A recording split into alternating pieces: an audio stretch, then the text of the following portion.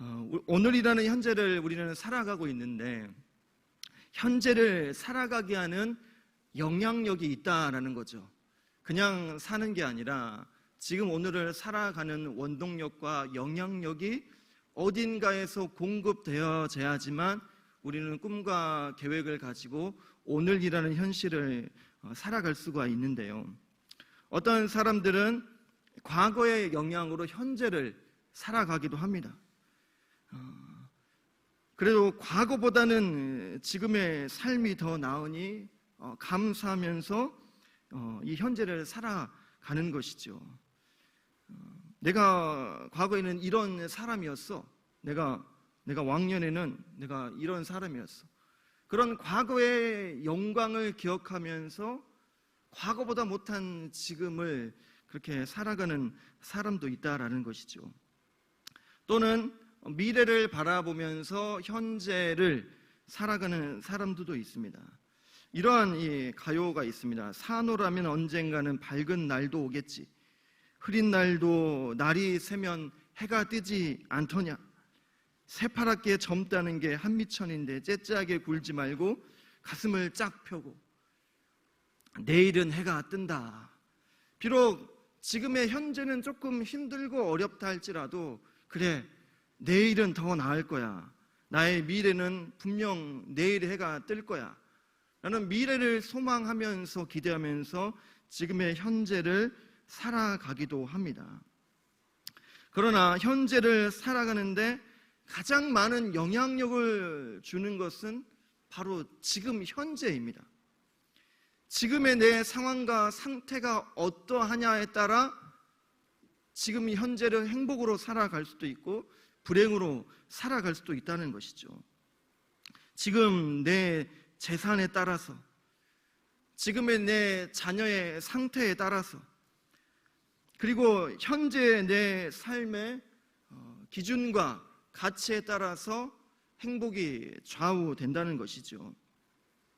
과거에는 어떠했고 미래가 어떠하든지 간에 지금의 현재 내가 중요합니다. 지금 현재 나는 과거의 나의 결과인 것이고 지금의 나의 현재는 곧 나의 미래라는 것이죠. 그렇기 때문에 우리가 현재를 어떻게 살아가느냐는 것은 굉장히 중요합니다. 과거의 나의 부족함을 만회하려면 지금 더 열심히 최선을 다해서 그렇게 살아가야 됩니다. 그리고 지금 현재를 열심히 잘 살아내면 더 좋은 미래는 당연히 우리에게 찾아오는 것이죠. 그래서 중요한 것은 지금 현재이고 오늘 지금 이 순간인 것입니다. 그래서 요즘에 이 과거를 회상하면서 라떼를 즐기시는 분들이 참 많습니다. 무슨 말인지 모르시겠죠? 라떼는 말이야. 과거에 나는 이랬어. 과거는 이렇게 했어. 사실 그런 분들을 요즘에 젊은 사람들은 이 꼰대라고 이렇게 얘기를 합니다. 뭐 나이 들었다고 다 그런 취급을 받는 게 아니라 젊은이들 중에서도 과거의 오래된 방식들을 주장하며 고수하는 젊은이들에게도 이 젊은 꼰대다라는 말들을 합니다. 자, 우리는 코로나 시대를 지내면서 참 사회가 많이 달라졌죠. 거리 두기를 하면서 사회가 멈춰 있는 동안에 그동안 이 사회와 문화와 질서를 지켜왔던 그런 관례와 그런 관습들이 잊혀지게 되고 새로운 문화와 또 방식과 질서들이 우리 사회에 자리 잡기 시작했다는 겁니다. 그러면서 이 과거의 관례와 관습으로 살아왔던 기성세대와 과거의 관례와 관습을 지우고 새로운 문화와 질서를 만들고 도입하려는 세대들 간의 이 갈등과 대립이 지금 우리 사회에는 참 많다는 거죠. 어쩌면 교회도 사실 그렇습니다. 코로나 기간 동안 예배가 여러 달 중단되지 않았습니까?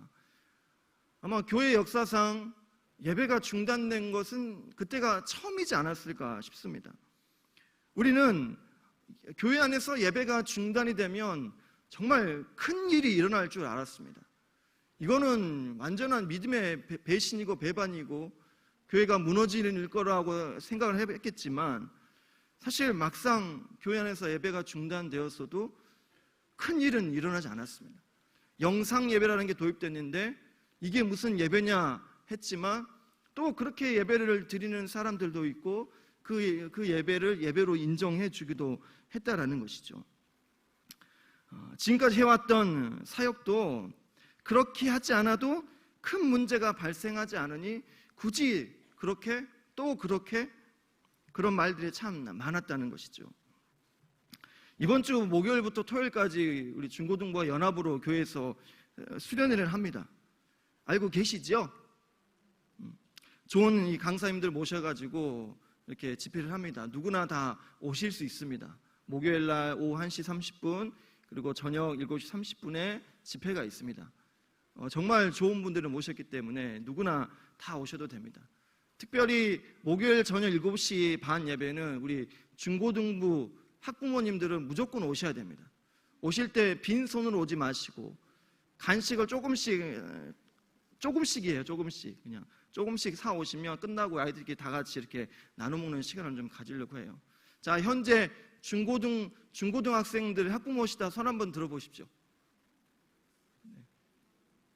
네, 오셔야 되고, 나는 과거에 중고등부 학생 학부모였다 손 들어보시고, 과거에 오셔야 되고, 미래의 중고등부 학생 학부모가 된다 손 들어보시고, 네, 다 오셔야 되겠네요. 그럼 본당에서 해야 될 것 같은데. 네. 과거에는 이 수련회 때 말씀을 듣고 보는 걸로 다들 은혜를 받아 오셨잖아요. 그렇죠. 그런데 지금 아이들은 다른 방법과 다른 루트로 이 말씀을 접하고 은혜를 받습니다. 그래서 이번에 주제 말씀이 요나서인데 요나서를 강해를 합니다. 그리고 요나서를 통독을 시킵니다. 그리고 서울에 가서 요나서를 주제로 한 뮤지컬을 봅니다. 그리고 그 본문을 나누어서 아이들이 직접 자신의 말과 자신의 모션으로 준비해서 발표를 합니다. 요즘 아이들은 그렇게 해야지 말씀을 알게 되고 말씀을 접하게 되고 그것들로 은혜를 받고 말씀을 배운다는 것이죠. 즉 과거의 방법과는 조금은 방법이 많이 바뀌었다는 것이죠. 그렇기 때문에 우리는 현재의 삶과 환경에 발맞추어 사는 게 어쩌면 부족했던 과거를 청산하고 더 나은 미래를 만드는 길일 수도 있다라는 거죠. 신앙도 마찬가지입니다. 현재의 신앙과 믿음이 사실은 중요합니다. 이 과거의 믿음과 헌신으로 현재를 살아갈 수는 없습니다.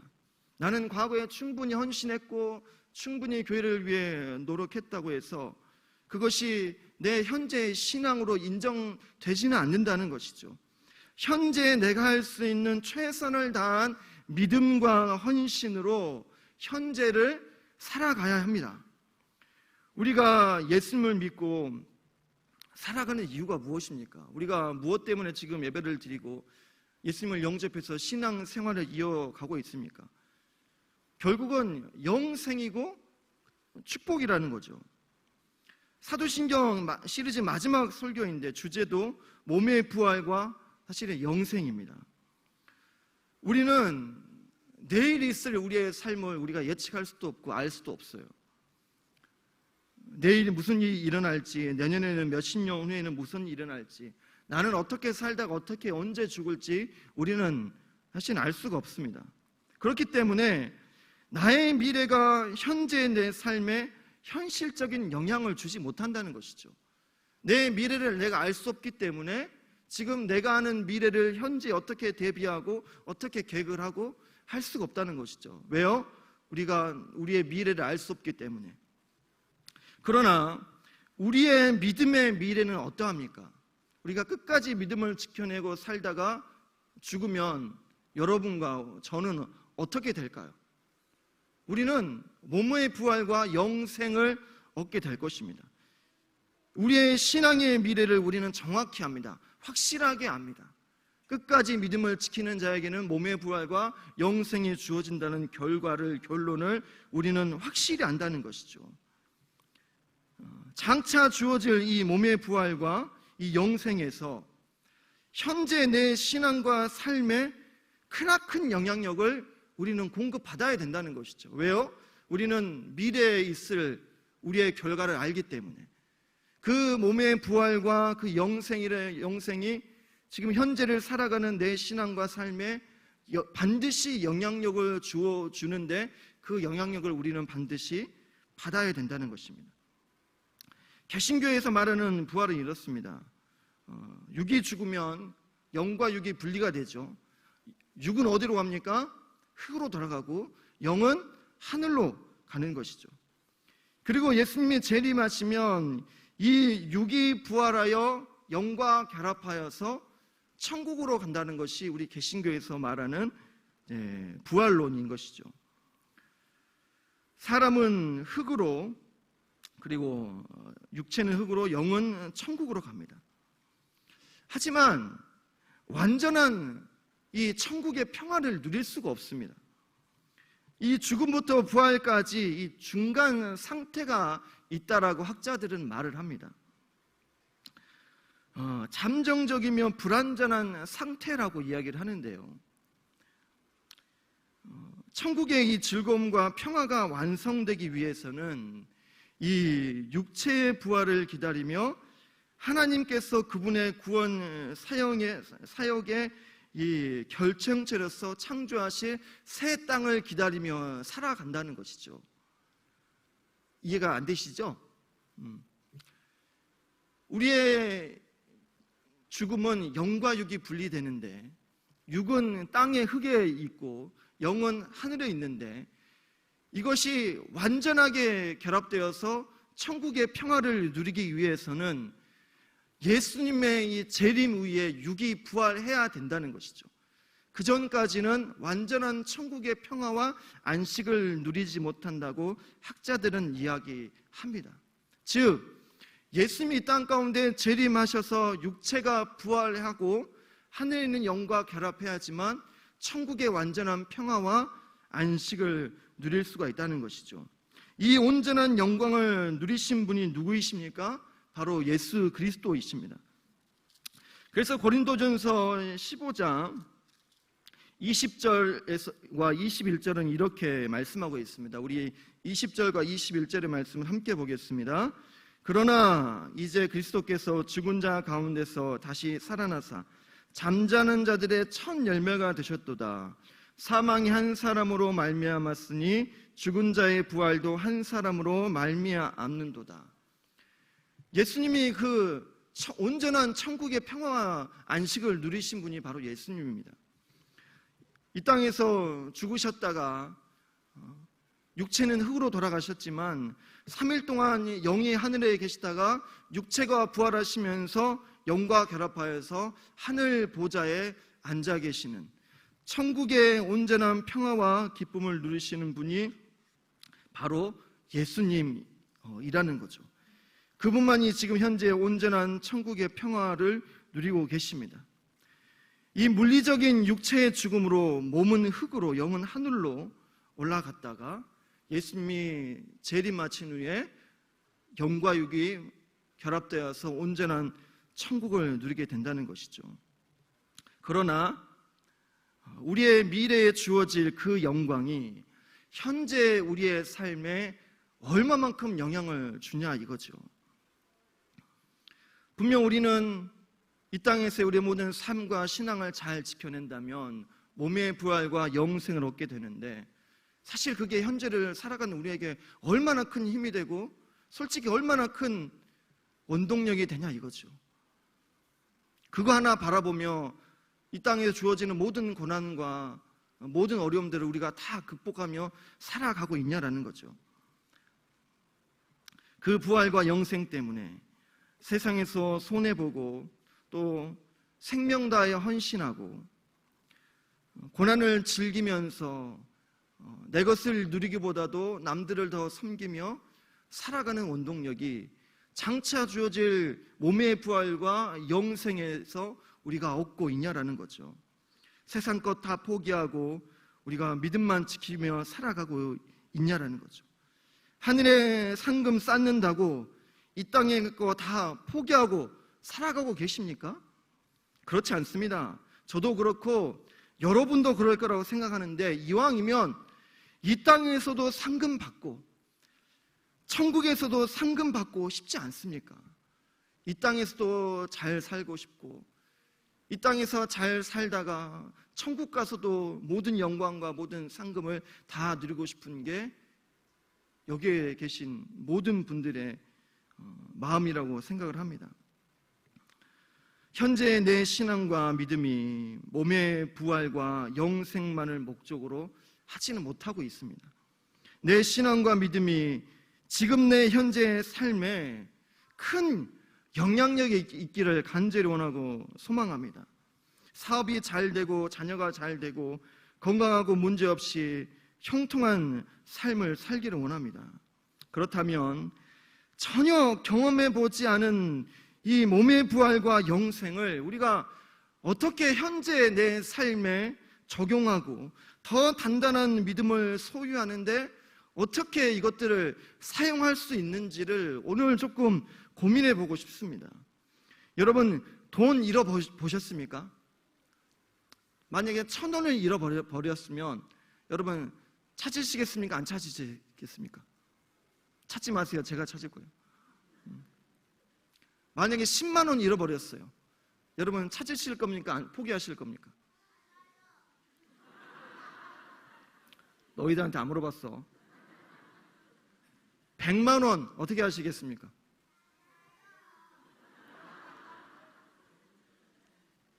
세게 가야 되겠네. 1억 어떻게 하시겠습니까? 1억이 뭔 줄 아니? 만약에 이제 대답하지 마. 이제. 여러분, 만약에 자녀의 집을 사주기 위해 10억 원을 모았습니다. 근데 이거 10억 원을 잃어버렸어요. 여러분 어떻게 하시겠습니까? 포기하시겠습니까? 수수료를 떼주면서까지 그걸 찾는 사람에게 보상을 하겠습니다 하고 광고까지 내면서까지 그 돈 찾지 않겠습니까? 만약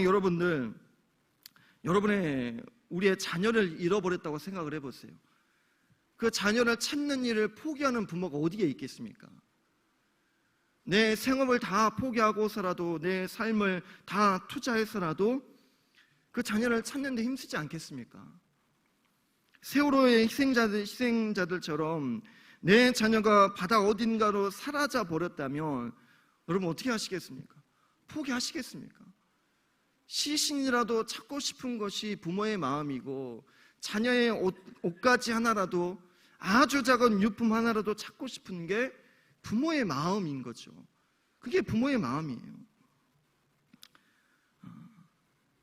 그런데 우리를 향한 하나님의 사랑은 우리가 우리의 자녀를 사랑하는 그 사랑보다도 훨씬 크다라는 겁니다. 놀랍도록 크다라는 겁니다. 하나님은 우리를 창조하셨고 이 모든 우주를 창조하셨는데, 창조하신 피조물 중에 가장 소중하고 귀한 존재가 누구일까요? 바로 저와 여러분인 것입니다. 직접 흙으로 육체를 빚으시고 그분의 호흡을 넣어 빚어 만드신 우리가 하나님께는 가장 귀하고 소중한 존재라는 거예요. 그런데 그런 우리 하나님께서 예수님이 재림하신 후에 우리의 육체를 이 땅 가운데 그냥 버려두시겠습니까? 우리를 그냥 흙으로, 이 땅의 재로 티끌로 그냥 버려두시겠냐라는 거죠. 절대 그렇지 않습니다. 흙으로 돌아갔고 재가 되었고 티끌이 되었던 우리의 육체를 하나님의 모든 능력을 다 동원하셔서 가장 아름다운 형상으로 다시 빚어내시겠다는 것이 바로 우리를 향한 하나님의 사랑입니다. 우리의 모든 티끌 하나까지도 귀히 여기시며 소중히 여기심으로 주님 재림하신 그때에 하나님의 모든 능력을 다 동원하여 우리의 육체를 다시 복원하셔서 영과 결합하여서 영원한 천국에서 완전한 천국의 평화를 누리게 하시겠다는 것이 바로 하나님이 우리를 위해 준비해 두신 우리의 미래입니다. 전지전능하신 분이 천지를 창조하시고 동정녀 마리아에게서 성령으로 예수님을 잉태시키시고 그분을 십자가에 죽이셨다가 다시 살아나게 하시고 하늘 우편에 계시다가 산자와 죽은 자를 심판하러 오시는 이유가 바로 우리를 사랑하셔서입니다. 몸의 부활과 영생은 믿음의 결과이지만 믿음을 지켰기 때문에 상급으로 우리에게 몸의 부활과 영생을 주시는 것도 있지만 우리를 너무너무 사랑하셔서 영원토록 옆에 가까이 두고 싶으셔서 우리에게 몸의 부활과 영생을 주시는 겁니다. 이 과거와 현재와 미래를 초월하시는 하나님의 엄청난 이 사랑이 지금 우리의 오늘과 현재의 삶을 움직여내야 한다는 것이죠. 우리를 이처럼 사랑하시는 그 하나님의 사랑이 현재를 사랑하는 우리의 삶에 반드시 영향력이 있어야 한다는 것이고 그 사랑을 우리도 받아 실천하며 살아가야 한다는 것이죠. 우리가 이렇게 사랑받는 자들인데 우리의 티끌까지도 귀하게 여기시고 사랑하시는데 우리도 이 사랑을 받은 만큼 형제와 이웃을 사랑하며 살아야 되지 않겠습니까? 하나님께 선택받음으로 우리의 작은 티끌까지도 귀히 여기시며 사랑해 주시는 하나님이 우리와 함께 하시고 우리가 그 사랑을 받은 자들이고 지금도 받고 있는 자들인데 우리도 이 사랑을 받은 만큼 형제와 이웃을 사랑하며 살아야 합니다. 우리도 그렇게 사랑하며 살아갑시다. 이해해주고 용서해주고 용납해주고 더 관심 가져주고 내 자녀라는 생각, 내 형제와 내 가족이라는 마음을 가지고 서로 사랑하며 사는 것이 바로 사도신경을 우리의 신앙으로 고백하는 성도의 삶이라는 것이죠. 하나님은 정말 우리를 너무나도 사랑하셔서 우리를 영원토록 옆에 두고 계시고 싶으셔서 우리의 이 티끌로 되어버렸고 재가 되어버렸고 흙으로 돌아간 우리의 육체를 그분의 모든 능력을 다하여서 다시 부활시키심으로 영원토록 하나님 곁에 두고 계실 만큼 우리를 사랑하시는데 우리가 그렇게 사랑받는 존재인데 형제와 이웃과 지체를 사랑하지 못한다면 우리의 사도신경은 거짓 고백이 되는 것입니다. 사랑하는 성도 여러분, 우리는 정말 사랑받는 존재입니다. 사랑받고 있는 사람들입니다. 내 부모보다 내 형제보다 세상 그 누구보다도 하나님은 우리를 사랑해 주십니다. 우리가 그런 사랑받는 존재들이기에 우리가 지체와 이웃들을 사랑하며 살아가시기를 축복합니다. 그렇게 사랑하며 살아가는 자들이 사도신경을 우리의 신앙으로 고백하는 자들임을 믿습니다. 우리 이 마음을 담아서 우리 마지막으로 사도신경을 한번 다 같이 고백하면서 설교를 마쳤으면 좋겠습니다. 하나님이 정말 나를 사랑하신다. 나도 사랑받은 만큼 지체와 이웃을 사랑하겠습니다 라는 믿음의 고백으로 우리 다 함께 사도신경을 한번 읽어보겠습니다.